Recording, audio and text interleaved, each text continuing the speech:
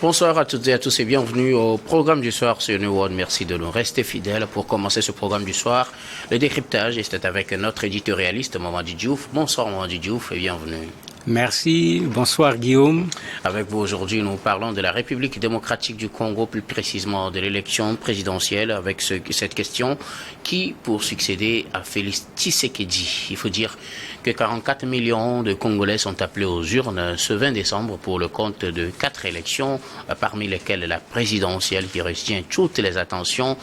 Près d'une vingtaine de candidats finalement concourent pour accéder au fauteuil présidentiel, parmi lesquels le sortant Félix Tshisekedi qui cherche à briguer un deuxième mandat à la tête de la République démocratique du Congo. Mais nous allons d'abord commencer par l'ouverture des bureaux de vote et le déroulement du scrutin ce 20 décembre. Vos appréciations?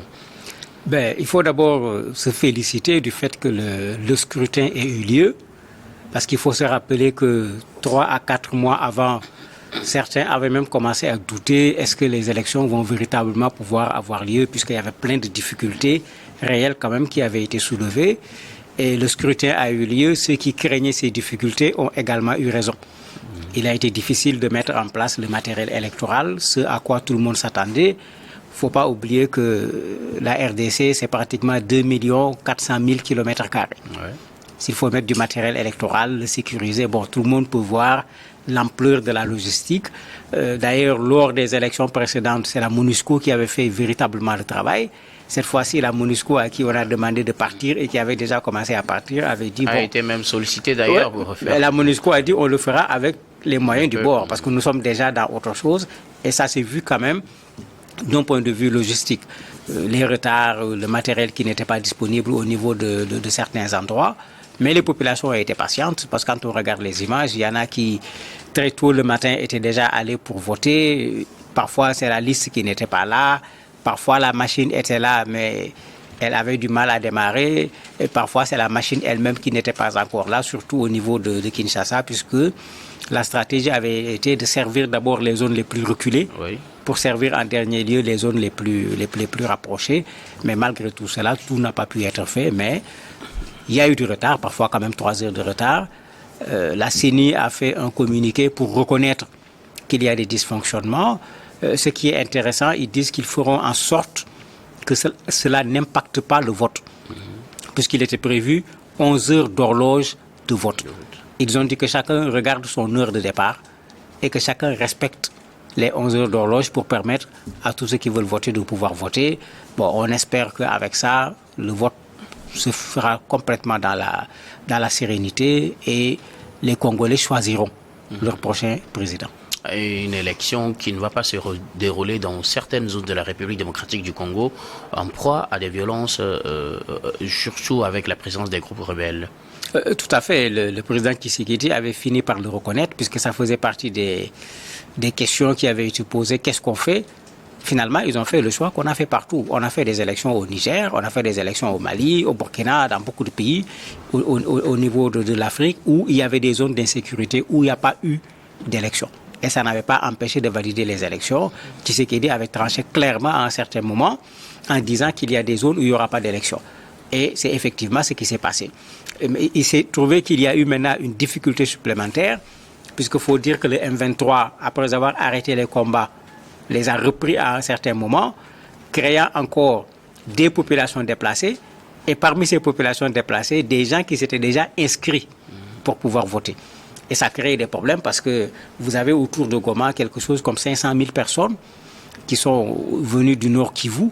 Et ces personnes, à un certain moment, ont voulu, eux également, voter. Et faire même du scandale, parfois, ça a créé le grabuge un peu.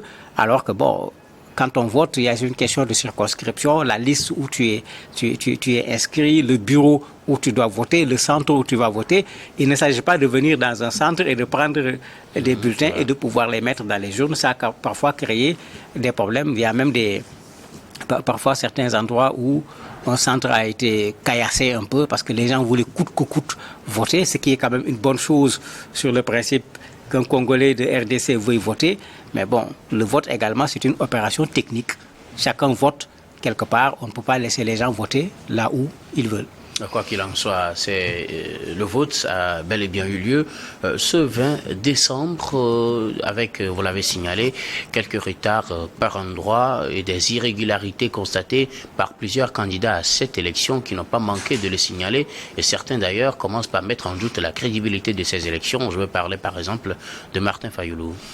Ce n'est pas une surprise. N'oublions pas qu'à un certain moment, convaincu que ces élections ne seraient pas transparentes, il avait carrément pris, j'allais dire, la mauvaise décision en décidant de ne plus participer aux élections. Heureusement qu'il est revenu à la raison. Donc ce n'est pas une surprise qu'on voit Fayulu se plaindre. Il faut reconnaître que tous les observateurs sont d'accord qu'un des enjeux de cette élection, c'est la transparence. Puisque on a des candidats, le problème ne se pose pas. Il y a vraiment de très grosses pointures en termes de candidats. Mais les enjeux sont énormes parce que ce n'est pas seulement 2 400 000 km², mais c'est également 2 400 000 km² de recherche au sous-sol qui sont extraordinaires. Certains analystes économistes même disent que les gens ont peur qu'un changement de régime modifie même l'économie mondiale en matière de sous-sol. Parce que si les gens vont dans le sens de dire mais la RDC appartient à la RDC, et c'est ça qu'il faut dire, que les ressources bénéficient d'abord à la RDC avant de bénéficier à d'autres, il y aura un impact important sur le marché mondial par rapport aux ressources premières dont dispose la RDC. Donc il y a cet enjeu qui est là, qui fait que tout le monde regarde, tout le monde se pose la question, qu'est-ce qui va se passer. N'oublions pas également qu'il y avait ces problèmes de cartes d'électeurs effacées.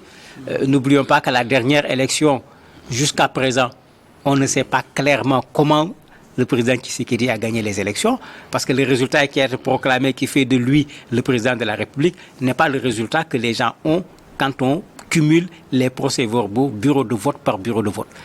Et ces procès-verbaux continuent par réclamer cette victoire de 2018. Tout à fait, parce qu'il peut matériellement montrer qu'il avait gagné ces élections autour de 60%. Ce qui n'est pas quand même un petit chiffre, puisque les procès-verbaux existent et font foi, puisque c'est signé et tout ce qu'il faut. Mais quelqu'un comme Fayulu, effectivement, mais s'il doute des élections, il sait bien de quoi il parle. Parce qu'on lui a déjà fait ça une fois, il ne voudrait pas qu'on le lui fasse encore une seconde fois. Donc il y a ce problème qui est là, effectivement, cette question de transparence. C'est le même problème qui s'est posé avec le refus de la délégation européenne parmi les observateurs. L'argument qui a été donné, moi, me semble extraordinaire. Ils disent qu'ils avaient avec eux du matériel satellitaire qui pouvait leur permettre de rentrer même dans le cœur du système électoral et de changer les résultats. Ben, quand même. Comme argument, ça ne tient pas la route. Parce que pour rentrer dans le système et changer les élections, les observateurs n'ont pas besoin de venir s'asseoir en RDC. D'où ils sont, ils peuvent le faire. Vous voyez comment on reproche à la Russie de s'être impliquée dans les élections en France, aux États-Unis, etc. Donc on n'a pas besoin d'être observateur et de venir s'asseoir. Mais ça montre l'enjeu par rapport à la transparence. Et c'est dommage qu'on veuille organiser des élections en RDC, qu'on mobilise 40 millions de personnes, qu'on mobilise autant de logistique et qu'on discute encore de la transparence des élections. Parce que pour moi, dès qu'on discute de la transparence d'une élection, l'élection perd totalement son sens. Parce que le sens d'une élection, c'est de donner aux populations l'occasion de choisir librement qui va être président de la République, député, puisque ici il y a toutes ces élections qui sont là, conseiller municipal, etc. Maintenant, s'il faut qu'il y ait quelque part où on est capable de modifier ce résultat, mais ceux qui disent que ce n'est pas la peine d'aller voter, il faut les soutenir en ce moment parce que dépenser autant d'argent, autant d'énergie pour que le résultat soit décidé quelque part par un groupe de personnes, ce n'est pas cela qu'on appelle élection dans une république. Alors, au regard des défis auxquels fait face la République démocratique du Congo actuellement, quel profil doit avoir le prochain président de la République démocratique du Congo si vous étiez donné d'établir son portrait robot?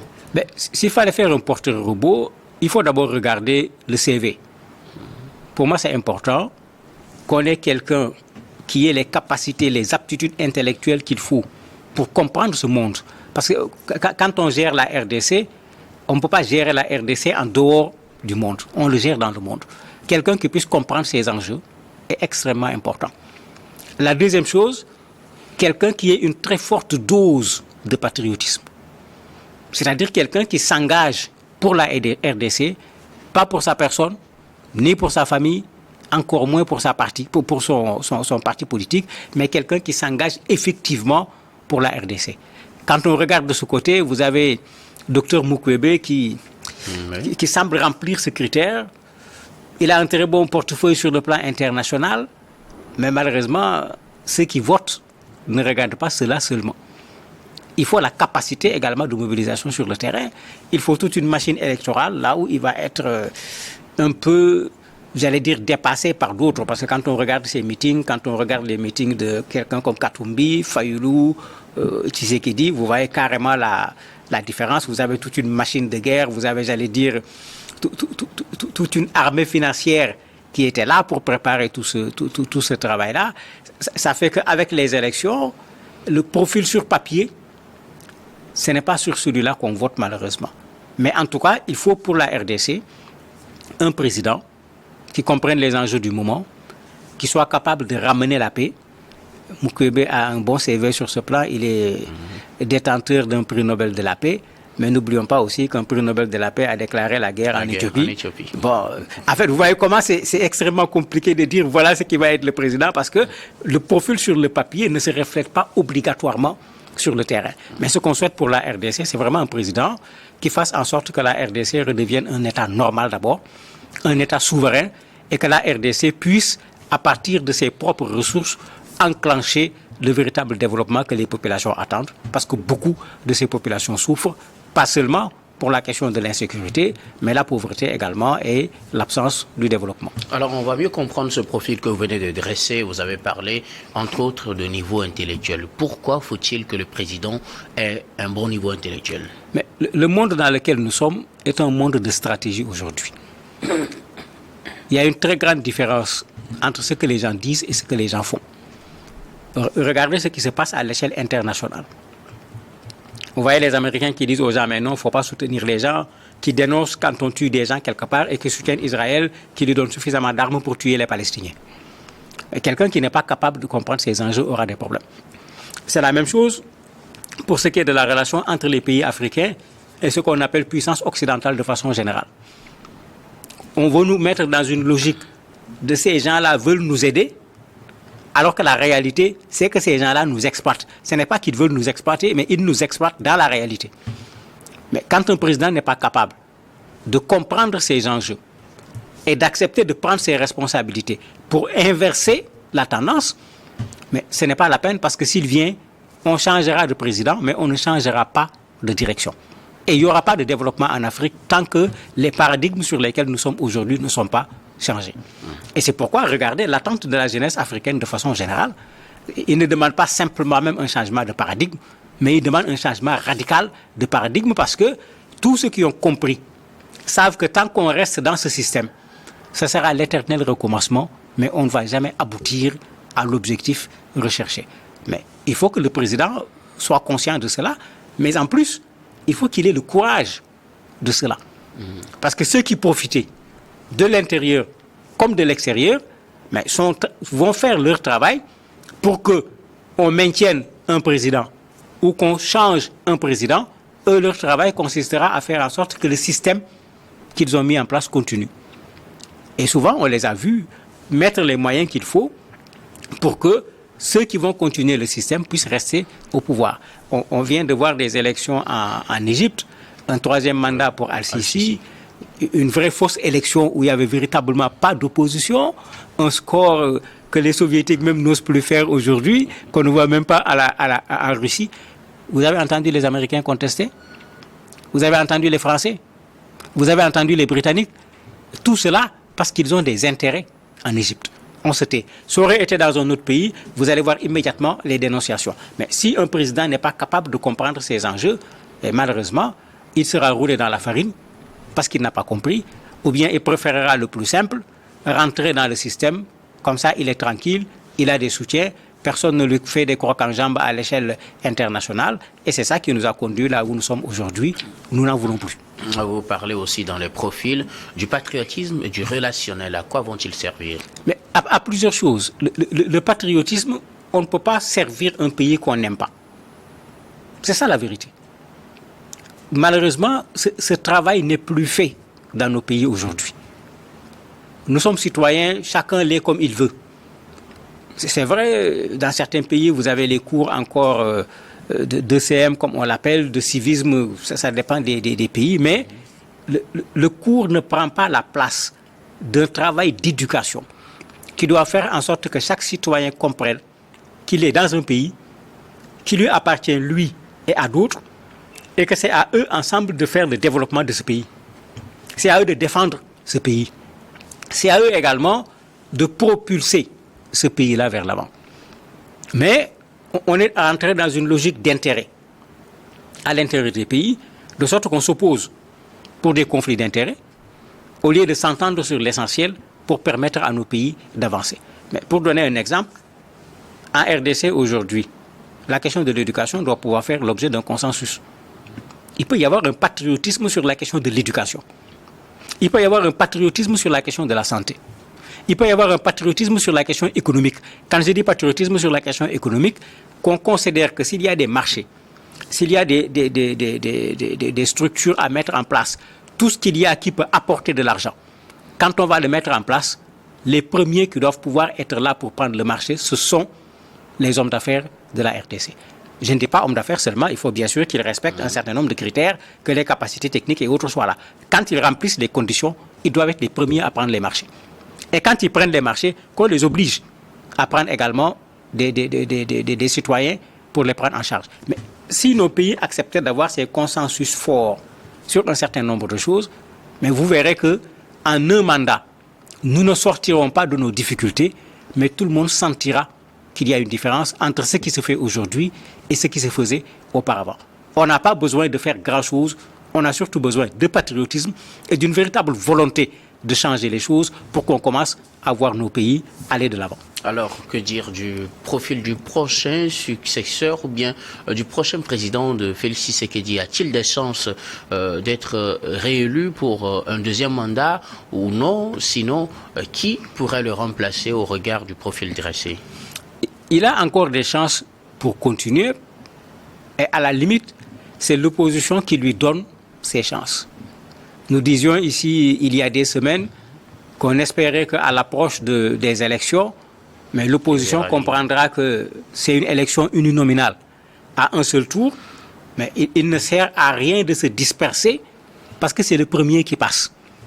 Si vraiment c'est Tshisekedi qu'ils veulent enlever du pouvoir, mais il faut qu'ils sachent se mettre ensemble pour que, en faisant en sorte de cumuler leurs voix, qu'ils parviennent à être premiers ou qu'il y ait un parmi eux qui devienne premier.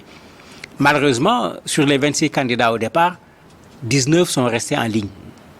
Donc il y a Tshisekedi d'un côté et 18 de l'opposition.